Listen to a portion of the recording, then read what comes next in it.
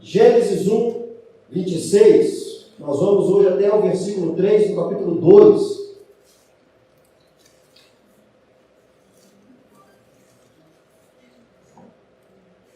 Eu falei, ainda bem que não fui eu que preguei quarta passada. Foi o Gabriel. Que eu não ia conseguir pregar, eu só ia cantar assim. Foi ele quem criou o céu do céu e fez separação das águas. Aí depois, foi ele quem criou os luminares. Não foi isso que ele pregou? No primeiro dia, Deus disse, haja luz e houve luz. No segundo dia, o céu. No terceiro dia, as ervas, as árvores. Separou as águas da parte seca. Chamou a parte seca de terra, as águas de mares. No quarto dia, criou o sol, a lua e as estrelas. No quinto dia, os animais aquáticos e as aves. E no sexto dia, os animais terrestres. E formou o homem. Aí ele parou no 25 dos animais terrestres. Agora nós estamos no 26, a formação do homem. E o versículo de 26 vai dizer assim: também disse Deus. Irmão, Deus. Presta atenção. Não precisava de nada. Não precisava ter feito nada. Não precisava ter criado nada. Mas já criou tudo isso que o Gabriel pregou e que o André pregou também na quarta retrasada. Já tinha criado tudo isso. Só que ainda não estava completo. Ainda não estava perfeito. Vocês vão reparar que tudo aquilo que foi criado até agora, Jesus disse, tá bom, é bom. Deus, a Trindade conversando, o André explicou muito bem, o Gabriel também, sobre o plural, sobre o Elohim, sobre a Trindade trabalhando na criação, e eles conversando, durante a criação, eles disseram assim, é bom. Eu criei um passarinho, é bom. Eu criei o mar, bom. Eu fiz o céu, o firmamento, bom, muito bom. Mas faltava ele falar assim, muito bom. Estava faltando algo para que a criação fosse completa. Estava faltando algo, não por necessidade, mas por plano soberano. Deus não criou nada disso por necessidade, Ele criou porque Ele quis. Foi da vontade de Deus que todas as coisas fossem criadas. Aonde está isso? No CD do Diante do Trono. Quando eles cantam assim, não, diante do trono não, desde aquilo, né? Porque todas as coisas tu criaste sim, por causa da tua vontade, vieram. Apocalipse 4:11, né? Não é David, né? Apocalipse 4:11. Por que Deus fez tudo? Por causa da sua vontade. Todas as coisas vieram a existir. A criação está quase pronta. Falta uma coisa. Aí ele diz assim, olha, façamos. Mais um plural. É lógico que os nossos irmãos, não é? Os judeus, eles vão dizer que esse plural é um plural de majestade, não é isso? Deus é tão grande, Deus é tão poderoso, Deus é tão perfeito, Deus é tão extremo e grande acima de tudo e de todos, que para dizer sobre ele, ele diz no plural para evidenciar os teus atributos e os seus caráteres. Só que se a gente for ler de uma forma simples o Antigo Testamento, a gente percebe que não é isso. A revelação é progressiva. No Novo Testamento, a gente vai ver versículos como 1 João capítulo 5, versículo 7, vai dizer que o Pai, o Filho e o Espírito trabalham entre si e esses três são um. Nós vamos entender quando Jesus começa a orar para o Pai, nós percebemos que são pessoas diferentes. Quando Jesus diz para Natanael, quem vê a mim, vê o Pai. E os textos vão mais e mais e mais, mostrando que nós servimos a um Deus que é um em essência, mas três em pessoas. E isso é mais uma das coisas que a gente não consegue fechar entendendo 100%. Isso não é tão claro para nós como outras coisas, mas nós cremos, porque é verdade. E aí em Gênesis 3:22 também, quando o homem peca, Deus vai dizer assim, olha, o homem se tornou como um de nós. Como um de nós. Lá em Gênesis 11, versículos 5 e 7, na Torre de Babel, quando os homens desobedecem a Deus, o que é que Deus fala? Eia, desçamos e confundamos. Plural. Quando nós vemos o chamado de Isaías, não, vocês queriam ter sido chamados igual Isaías? Vocês queriam ver o alto subir no trono, Vocês queriam ver os serafins? Se fosse possível, seria bacana. Aí, a pergunta de Deus é assim: a quem enviaremos? E quem há de ir por nós? O que o judeu vai falar desse texto? O judeu vai falar desse texto que Deus está conversando com os anjos. Mas, irmãos, os homens não vão em nome dos anjos.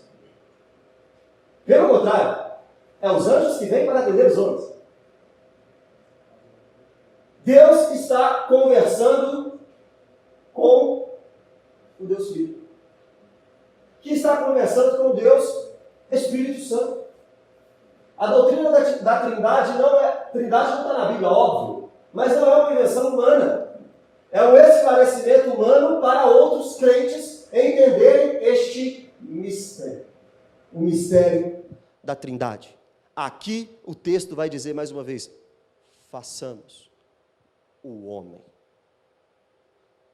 segundo a nossa imagem e semelhança. Primeiro, como é que o homem foi criado? Eu sei que isso é tema para frente. Está lá no capítulo 2, versículo 7. Mas vamos adiantar isso aqui. Olha como é que o homem foi criado. Você já ouviu o texto? E já ouviu pessoas falando assim: tu és pó, e para o pó voltará? Irmão, por que a gente acha que a gente é muita coisa? Por que a gente tem vaidade, orgulho, soberba, prepotência? Na verdade, nós somos pó. A Bíblia vai dizer em Gênesis 2,7 que Deus pega do pó da terra. Olha, presta atenção. A Bíblia vai dizer que Deus criou todas as coisas. Deus criou a natureza, Deus criou o céu, Deus criou o mar, Deus criou as árvores, Deus criou as aves, Deus criou os animais, Deus criou. Quando vai falar do homem, Deus formou. É a maior de todas as criações de Deus, o homem. Ele pega o homem do pó da terra e sopra da sua vida no homem. O homem é parte material, pó da terra, parte imaterial, fôlego de vida. E aí ele se torna o quê? Um ser vivente, uma alma vivente. Para que Deus fez isso? Para quê? Isaías 43, versículo 7. Isaías 43, versículo 7, vai dizer que Deus criou o homem para a sua glória. Eclesiastes capítulo 7, versículo 29, vai dizer que Deus criou o homem perfeito. E foi ele que se envolveu em bagunça. Nós lemos isso hoje cedo. Deus cria um ser moralmente perfeito. Deus cria um homem completamente sem pecado, a ponto dele dizer que este ser e que este homem é a sua imagem e semelhança. Ele não disse isso para o porco, ele não disse isso para o pássaro, ele disse isso para o homem, Adão, o representante da raça humana. Deus está dizendo: você é minha imagem e semelhança. Irmão, o que é ser imagem e semelhança de Deus? Estou falando umas palavras difíceis agora. Ó. A gente não pode falar de Deus por equivocidade. Ué, o que é isso? Nada pode ser equiparado a Deus, nada. Nada. O que você conhece, o que você já viu que se equipara a Deus? Nada. Você não pode falar sobre Deus com univocidade. Uai, mas o que é isso? Não há nada em mim e em ninguém, nenhuma característica que possa ser 100% igualada a Deus. Não. Se eu amo, Ele ama muito mais. Se eu perdoo, Ele perdoa muito mais. Se eu crio, como o André disse, eu não crio do nada. Ele é o único que cria do nada. Então, nada pode ser unido. Eu não tenho nada em 100% de igualdade com Deus. Eu só posso falar de Deus por uma analogia tímida. Eu só posso comparar Deus com coisas assim, mas mesmo assim vai ficar muito menor. Só que este Deus está dizendo que o homem é sua imagem e semelhança. É óbvio que ele não está criando outro Deus. O que Deus está querendo dizer quando ele diz que o homem é a sua imagem e a sua semelhança, é que ele é, entre outras coisas, representante deste Deus aqui na terra. Ele tem alguns atributos que Deus tem. E ele faz coisas que Deus faz. O cachorro criado por Deus não tem a capacidade de inventar um celular como esse aqui, mas o homem tem.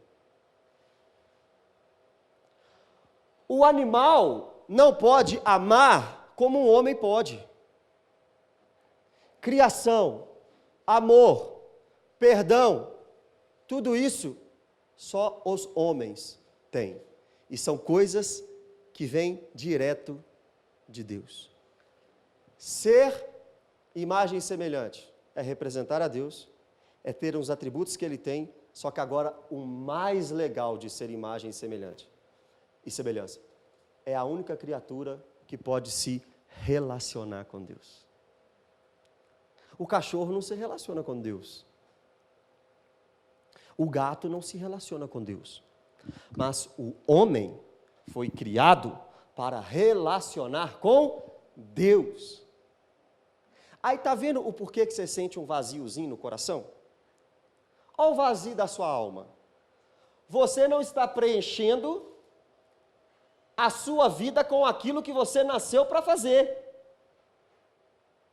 O homem sempre vai se sentir vazio, por quê? Porque ele foi criado para se relacionar com Deus. Se ele não tem este relacionamento com Deus, ele está morto, vazio. E é por isso que nós vemos muitas pessoas sem sentido na vida.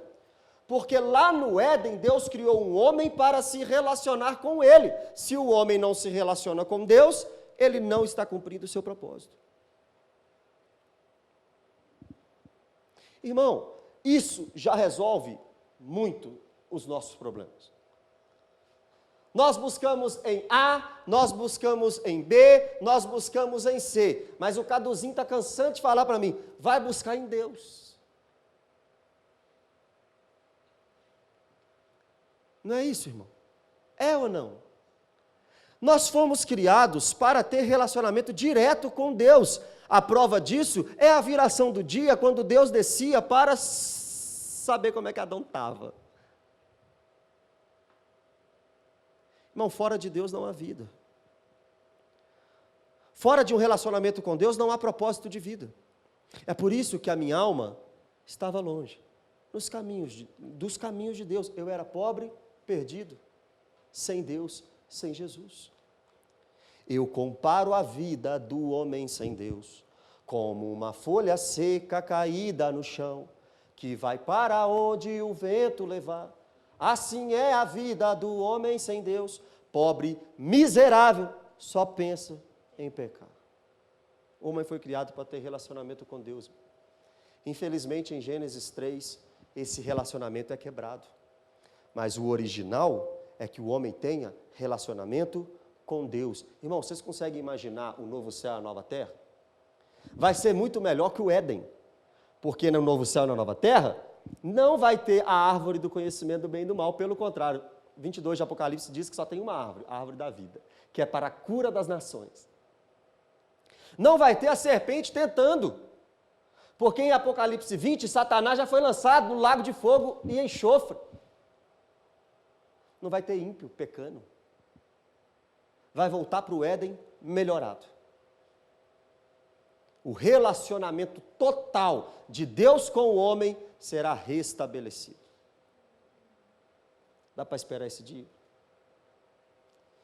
Ser imagem e semelhança de Deus é ser representante de Deus nessa terra.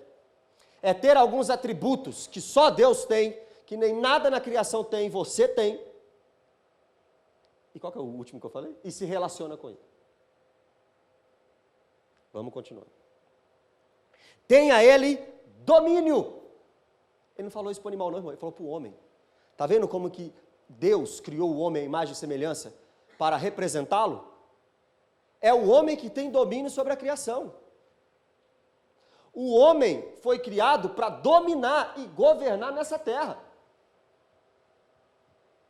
Irmão, Deus criou tudo, depois pôs o homem lá no Éden. Imagina Adão dominando diante das árvores. Imagina Adão dominando os animais.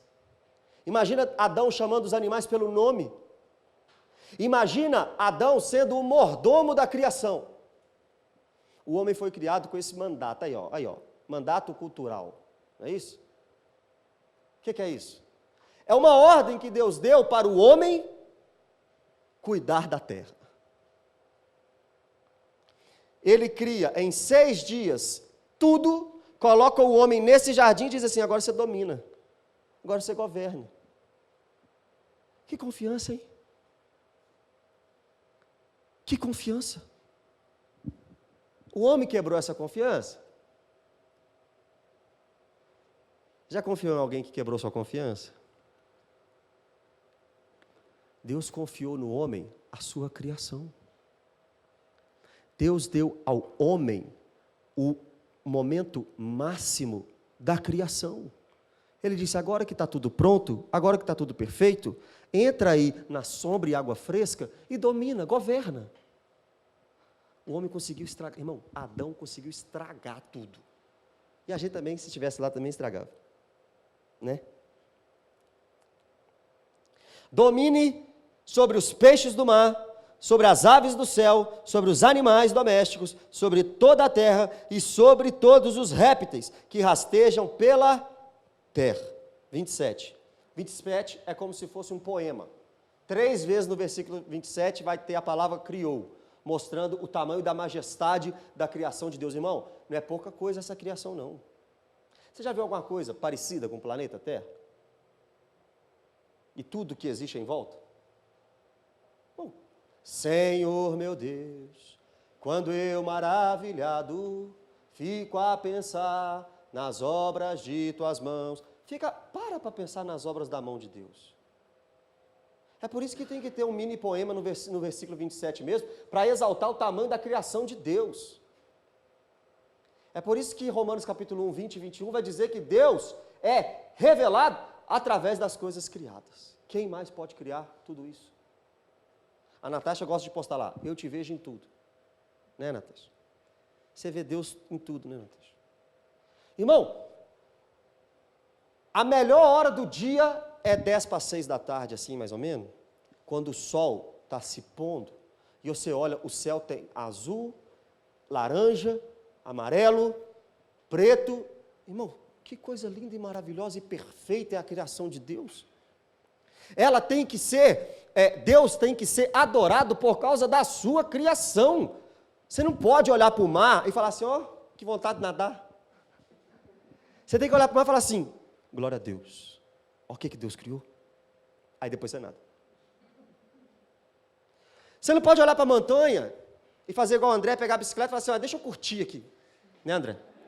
Primeiro você tem que falar assim, Deus, que maravilha de montanha que o Senhor criou. Que grandeza, que coisa linda. Ó o 27. Criou Deus. Aí depois, na parte B, criou o homem e mulher. E depois, os criou. Vamos ler. Criou Deus, pois, o homem à sua imagem. A imagem de Deus o criou. Homem e mulher os criou. Criou Deus Adão. A palavra aqui é homem. Macho e fêmea. Deus criou a raça humana dividida em 2. Macho e fêmea. Presta atenção. O mandato de dominar e de governar sobre as coisas foram para os 2. Macho e fêmea. No capítulo 2 vai ter detalhes dessa criação e dessa formação. Mas o mandato para governar a criação não é apenas do homem. Ou melhor, não é apenas do macho, é do homem. E o homem é macho e fêmea. É óbvio que com papéis diferentes. Mas o mesmo domínio que pesa sobre o macho na criação, pesa sobre a fêmea. Vocês estão entendendo isso? Então vamos continuar. Agora, olha o 28, que coisa maravilhosa. E Deus os abençoou e lhe disse: sedes fecundos, multiplicai-vos e enchei a terra. Como é que faz isso? Com sexo. Não é isso? Irmão, presta atenção. O pessoal fala aí que o sexo é do capeta. Irmão, o sexo foi Deus que criou. Mas para quem? Para quem já está cumprindo Gênesis 2, 24. E deixará o homem o seu pai e a sua mãe, se unir-se-á lá a sua mulher, e os dois serão uma só carne. Aí você pode fazer, aí você desembola. O problema é que a gente está desde o início da criação queimando etapas. Se eu perguntar ao solteiro aqui, quem é virgem? Não precisa me falar. Mas todos os virgens, todos os solteiros deveriam ser virgens. Será que é isso? Se eu for lá agora, na boate, lá eu vou achar os virgens lá? Vou não. Porque o homem já está descumprindo a lei de Deus antes de você pensar. O sexo é uma bênção, irmão. Não queria falar tudo aqui sobre esse trem. Pode não. Mas o sexo é uma bênção. Deus presenteou o homem e a mulher com sexo, com um objetivo. Melhor, com dois. Para serem uma só carne e para encher a terra. Irmão, assim, eu entendo esse negócio de taxa de não sei o quê, taxa de natalidade, taxa de mortalidade, taxa de não sei o quê. Eu entendo o salário nosso também, eu entendo tudo. Mas não está dando para ter 8, 9, 10, 15 filhos mais não está não? Mas o muçulmano está. O muçulmano tem 10, 15 filhos. Por que o Islã está crescendo?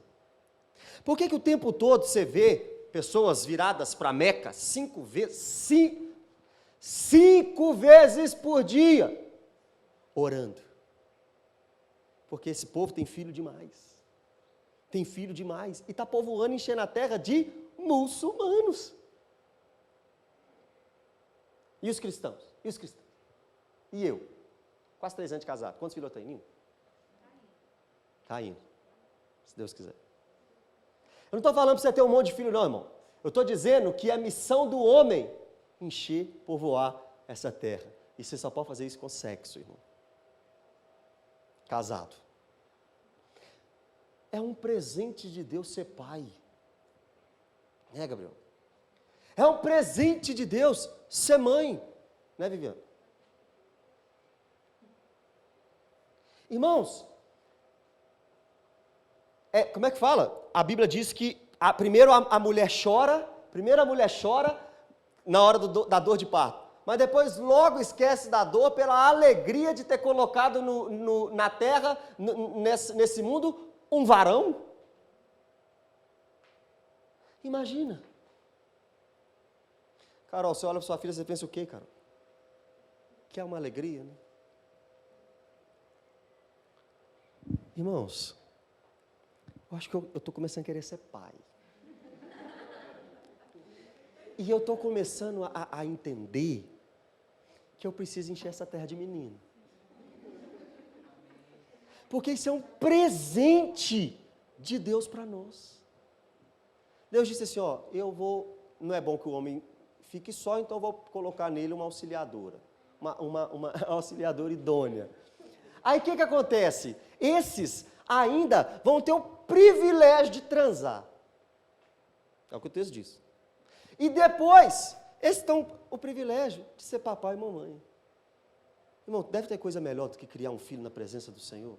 Deve ter alguma coisa. Será que tem alguma coisa melhor do que criar os filhos na disciplina, na admoestação do Senhor e ver os meninos crescendo, dando fruto, pregando o Evangelho, anunciando Cristo?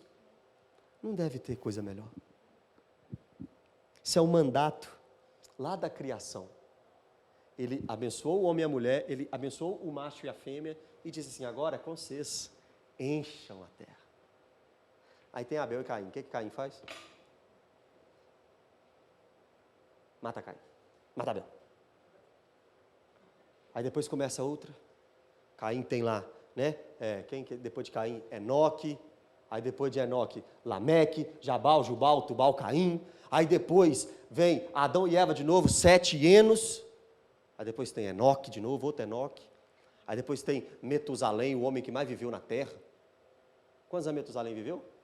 969. Aí depois, outro Lameque. Aí depois tem Noé. Aí encheu a terra, povoou a terra. O que aconteceu? Pecado, pecado, pecado. Deus tem que destruir tudo de novo. Nós vamos chegar tudo nisso. Mas a bênção é, cresçam, multipliquem, encham a terra, porque isso é vontade de Deus. Sujeitai-a e dominai. Mais uma vez a administração, o governo, o mandato de governar essa terra, no homem, no macho e na fêmea. Administrem tudo isso que eu dei para vocês. Você não pode jogar um papel de bala no chão, na rua, você não pode.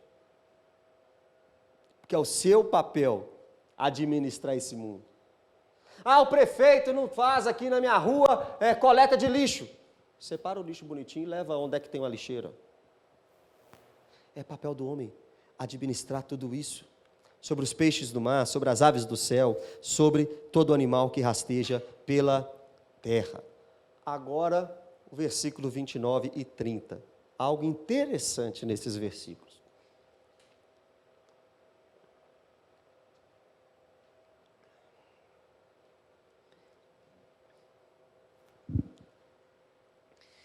E disse Deus ainda.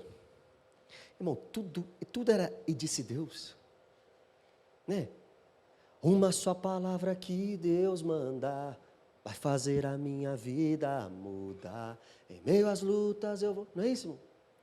Disse Deus e acontece, irmão.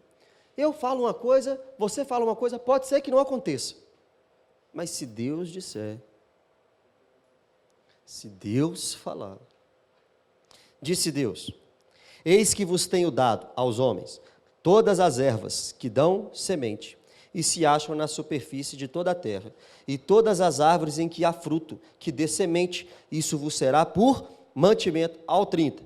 E a todos os animais da terra, e a todas as árvores dos céus, e a todos os répteis da terra, em que há fôlego de vida, toda a erva verde lhe será para mantimento. E assim se fez. Você entendeu o que você leu? Não podia comer carne, não. O homem só podia comer das ervas. Os animais também só podiam comer das ervas. Não podia fazer um churrasco. Todos os homens eram vegetarianos. Todos os animais também eram vegetarianos. Aí, Vinícius. Acabar com aquele churrasquinho seu. Nossa, que confusão que essa pedreira vai arrumar, hein, Vinícius? Não é seu também? Não podia comer nada de carne. Quando é que isso muda? Lá em Gênesis 9. Depois do dilúvio, só depois do dilúvio, que a terra está arrasada e destruída, é que Deus vira para o homem e fala assim, agora você pode comer a carne. Só que presta atenção, em Gênesis 7, Deus, antes da instituição da lei de Moisés, Deus dá uma ordem a Noé. Que ordem é essa? Que ordem é essa? É a ordem de separar, para entrar na arca, 7 pares de animais puros e 1 par de animal impuro. Por que isso? E como é que ele ia saber o que era animal puro e animal impuro? Não sei. Talvez Deus falou com ele. Em Gênesis capítulo 8, tem um motivo pelo qual Deus mandou Noé separar animal puro e animal impuro. Em Gênesis capítulo 8, Deus vai dizer que os animais puros era para alimento e para sacrifício. Deu para entender? Quando a gente vai para Levítico capítulo 11, a gente tem a regra dos alimentos, a lei dos alimentos. Em Levítico capítulo 11, também não pode comer de tudo não. Você só pode comer da terra animal com unha fendida, que é o casco dividido e que rumina. Lebre não pode, camelo não pode, porco não pode. Do mar, você só podia comer animais que tinham escamas e barbatanas. O resto não pode. Em Levítico 11 também, tem uma ordem que das aves só pode comer aquelas que não são de rapina, predadoras, não pode. Quando nós vamos para os insetos, só pode comer aqueles que têm patas traseiras maiores que as patas dianteiras. Olha que Deus detalhista. Aí surge João Batista comendo o quê? Gafanhoto e mel silvestre. Obedeceu a lei, cumpriu a lei. Nesse quesito, né? Claro. Presta atenção. Por que Deus está fazendo isso tudo? Por que Deus está dando essas ordens todas? Levítico 11, 44. Eu sou santo. Vocês também são santos. 45 para frente, até o 47 de Levítico 11. Para que saibais separar o santo do profano. Levítico 17, para complicar um pouquinho mais. Não pode comer, sabe o que não pode comer? Carne com sangue. Por que não pode comer carne com sangue? Porque o texto vai dizer que o sangue é para a vida e para expiação de pecado. Recapitulando, Gênesis 1, só pode comer planta. Gênesis 9, pode comer carne. Gênesis 7, separa o santo, o puro do impuro. Gênesis 8, use o puro para sacrifício. Levítico 11, regras do que pode comer e não comer. Por quê? Porque tem que aprender a separar o santo do profano. Levítico 17, não come com sangue. Por quê? Porque sangue é vida e faz a expiação. Agora vamos entender. Gênesis 8 era para sacrifício. Tem sacrifício maior do que o do nosso Senhor Jesus Cristo? Tem?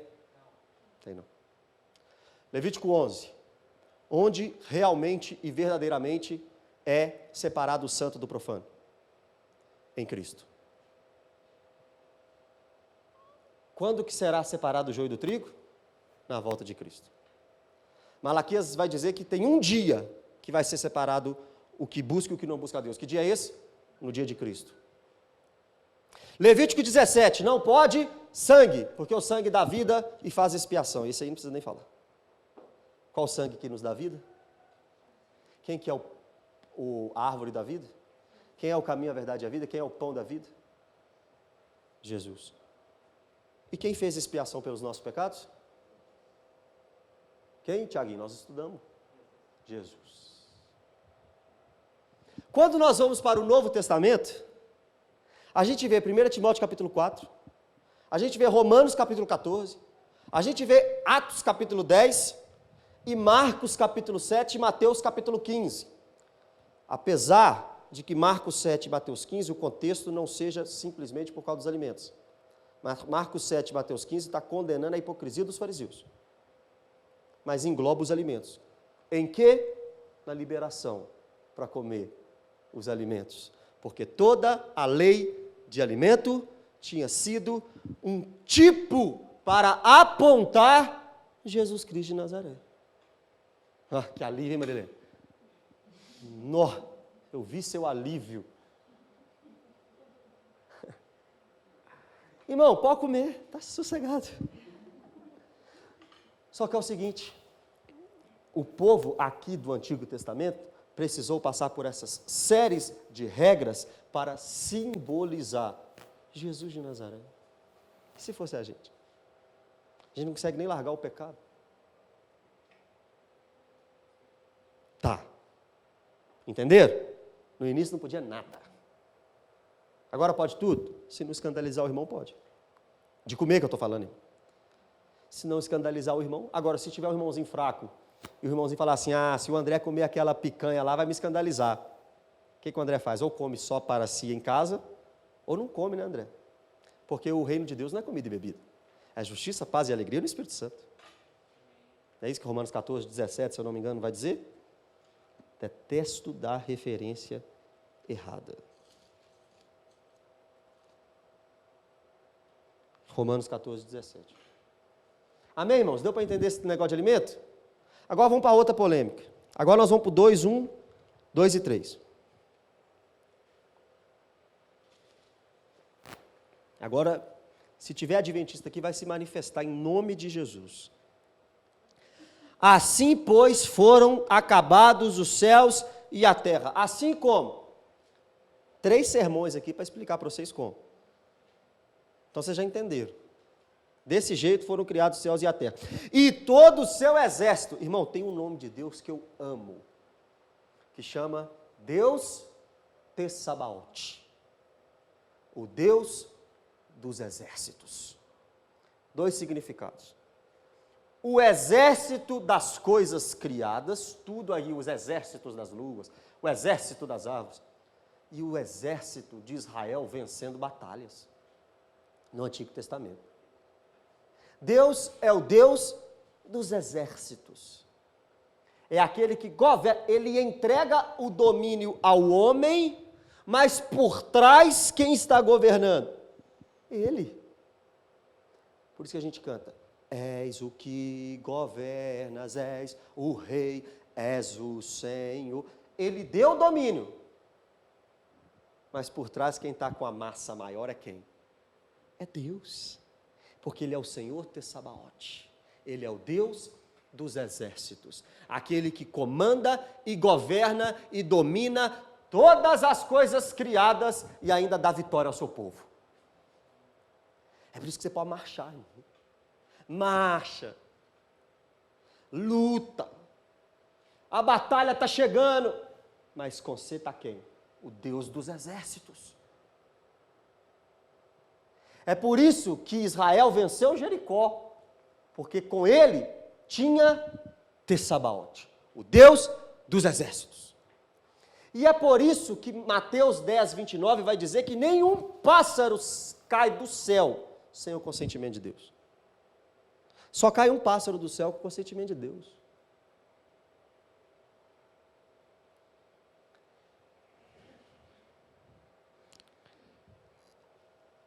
Com toda sabedoria e maturidade, a gente precisa entender que até as catástrofes são com consentimento de Deus. Se a gente for pegar os 6 selos do Apocalipse, as 7 trombetas do Apocalipse, as 7 taças do Apocalipse, você vai ver o sol queimando as pessoas, o sol, a lua e as estrelas perdendo seu curso natural, a água salgada em parte destruindo, depois em parte toda acabada, as águas doces sendo destruídas, depois totalmente destruída, a natureza entrando em colapso, e quem está no controle disso? Apocalipse capítulo 5, aquele que pega o selo do curso da história e desata os selos, e vai dizendo, vai acontecer isso, vai acontecer aquilo outro, vai acontecer aquilo outro, vai acontecer aquilo outro. Este é o cordeiro e o leão da tribo de Judá. Jesus Cristo está por trás, permitindo ou ordenando tudo aquilo que acontece, porque Ele é o Deus dos exércitos. É Ele que manda no sol, é Ele que manda na lua, é Ele que manda nas estrelas, é Ele que manda no mar, é Ele que manda nas montanhas, é Ele que manda em mim, é Ele que manda em você, é Ele que manda na lagoinha, é Ele que manda no seu trabalho, porque Ele é o Deus dos exércitos. Amém? Versículo 2. E havendo Deus terminado no dia 7º a sua obra, peraí que aí já complicou. Eu li lá nos 10 mandamentos, que Deus criou tudo em 6 dias e no 7º descansou. Aí que está falando, havendo Deus terminado tudo no 7º, está errado. A ideia aqui é, no 7º já havia tudo sido concluído. Mas olha a importância desse dia. havendo Deus terminado no dia 7º a sua obra, ou seja, no dia 7º já havia tudo concluído, descansou nesse dia de toda a sua obra que tinha feito. Irmão, deu trabalho, hein? Para Deus precisar descansar, deu trabalho, hein? Imagina carregar stand de montanha nas costas e colocar nos lugares. Foi assim, irmão? Foi assim, não. Foi só com a palavra. Ele nem suou. Deus suou, irmão, para criar as coisas. Ele cansou. Você já chegou em casa um dia cansado de trabalhar, morto de tanto trabalhar, falou assim, não, hoje eu preciso descansar. Já chegou? Deus não precisava descansar, não. Mas porque você precisava descansar, ele descansou. Ó, Deus descansar tem 2 significados. O primeiro é ele contemplar a obra da criação dele. Ele criou todas as coisas, no 7º dia ele contemplou. Ah, irmãos, eu esqueci de ler o 31. Viu Deus tudo quanto fizeram, e eis que era muito bom. Então, no versículo 2, ele viu tudo, até o 5º dia disse que era bom. No 6º dia, ele viu o homem, criou, formou o homem e disse, agora é tudo muito bom. Está tudo realizado, está tudo completo, está tudo criado, está tudo formado. Agora eu vou contemplar. Olha, eu sou bom mesmo. Olha, eu sou perfeito mesmo, hein? Ô, Espírito Santo, nós é bom mesmo, hein? Criamos isso tudo aí? Criamos. Em quantos dias? 6. Ó! E se ele quisesse ter feito em 1 segundo, ele fazia, irmão? Fazia também. Você sabia que só começou com os judeus, com os hebreus, na verdade, essa divisão de semanas? Os outros povos tinham dias, meses e anos. Mas porque Deus criou tudo em 6 dias e descansou no 7º, esse 7º fez a divisão de uma semana e da outra. Começou com o povo hebreu. Primeiro significado do descanso de Deus, contemplar a sua obra. Segundo significado, dá uma lição para nós. Qual que é a lição? Você não é máquina. Você não é de ferro. Você precisa descansar. Eu vou descansar, pois já entreguei meu amor. Descansar do trabalho, das preocupações, dos anseios, das dores, das tristezas. Porque às vezes você tira um dia para descansar, mas sua cabeça fica a 1000. Isso não é descansar. Ah, eu estou falando para mim, irmão. Estou falando para mim. O corpo para, mas a mente não para. Você está descumprindo o mandamento. E se o corpo não para, aí você está descumprindo outro mandamento ainda. Irmão, a lei só foi dada para Moisés em Êxodo capítulo 20. Em Gênesis capítulo 2, Deus já está antecipando o 4º mandamento, que é descansar no dia santo. Olha o 3. E abençoou Deus o dia 7º e o santificou. Sabe o que é santificar? Você sabe, pode falar. Separar algo para um determinado fim. Deus separou o dia 7º para um determinado fim. O descanso e a contemplação. Quando nós vamos para os 10 mandamentos, não terás outros deuses, não faça imagem de escultura, não use o meu nome em vão, guarda o sábado. Porque em 6 dias Deus criou todas as coisas e no 7º ele descansou. Alguém aqui guarda o sábado? Está todo mundo em pecado? Irmão, glória a Deus pelo Novo Testamento, amém? Nós interpretamos o antigo pelo novo ou o novo pelo antigo? O antigo pelo novo, não é isso? Nós olhamos no Antigo Testamento e olhamos no Novo e compreendemos as coisas que eram misteriosas no Antigo Testamento. Quando a gente vai para Marcos capítulo 2, a gente entende que Jesus é o Senhor do sábado. E ele vai dizer uma coisa a mais. O sábado foi feito para o homem, não o homem para o sábado. A Bíblia vai nos dizer que o sábado é um presente de Deus para o homem. Irmão, descansar é a oportunidade como um presente que Deus te deu. Contemplar a obra dele é um presente na sua vida que Deus te deu. Nós esquecemos de contemplar e descansar. Nossa vida está tão corrida, mas nossa vida está tão corrida que a gente não consegue perceber as maravilhas de Deus nas nossas vidas. Por quê? Porque a gente não está descansando. Não estamos entregando a Ele o dia santo. Mateus, mas então eu tenho que parar todas as minhas atividades no sábado? Irmão, eu posso ser sincero. Eu acho lindo quem guarda um dia assim.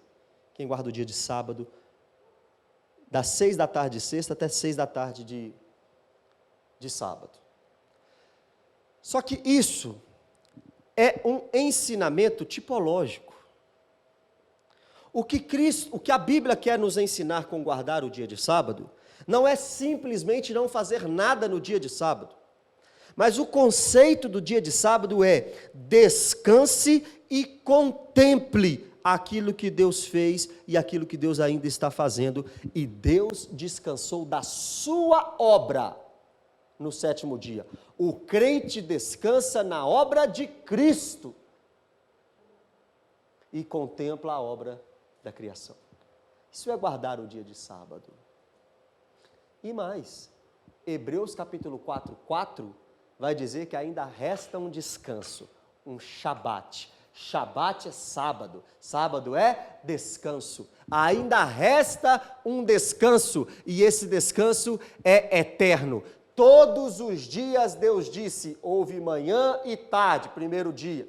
Manhã e tarde, 2º dia. Manhã e tarde, 3º dia. Manhã e tarde, 4º dia. Manhã e tarde, 5º dia. Manhã e tarde, 6º dia. Não falou isso para o 7º. Não falou.